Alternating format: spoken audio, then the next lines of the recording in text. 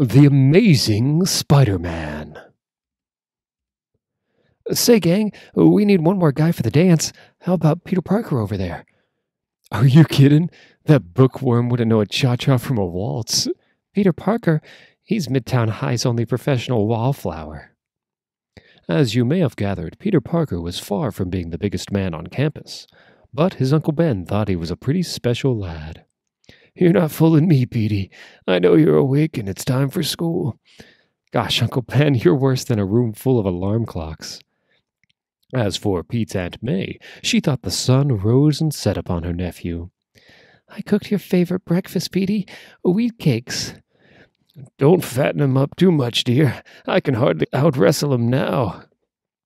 The faculty at Midtown High were also fond of the clean-cut, hard-working honor student.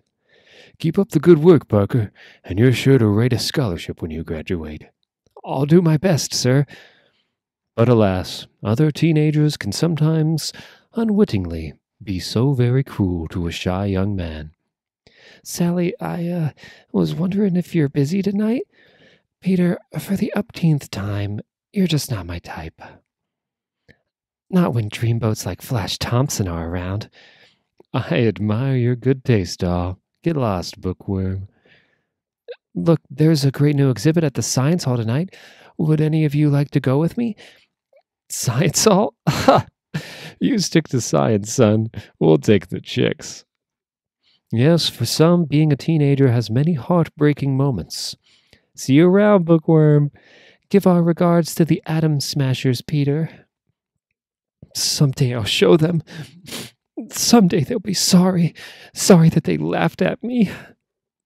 And a few minutes later, Peter Parker forgets the taunts of his classmates as he is transported to another world, the fascinating world of atomic science.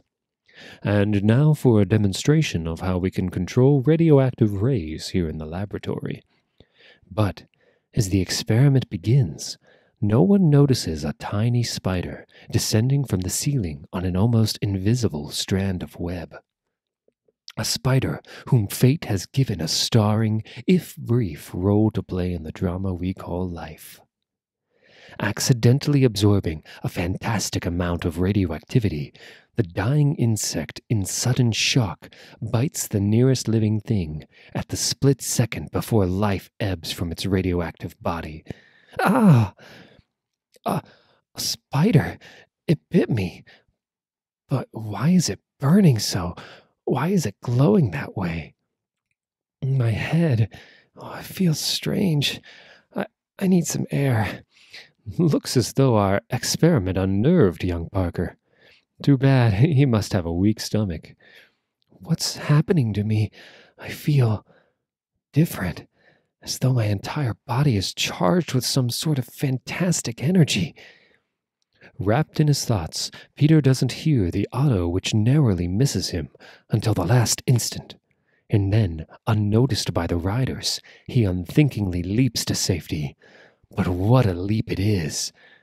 That was one egghead who won't daydream anymore when he crosses the street. You can say that again. What's come over me? I'm scaling this wall just as easily as I can walk. Mommy, look at the man walking up the side of a building. That's the last horror movie I take you to, young man. It's incredible. I reached the roof in just a few seconds. What's this? I crushed this steel pipe as though it were paper. It's the spider. It has to be. Somehow, in some miraculous way, his bite has transferred his own power to me. I can walk down this cable as effortlessly as the spider itself can glide along its web. I've got to have time to think. I've got to plan what to do with this unbelievable ability which fate has given me.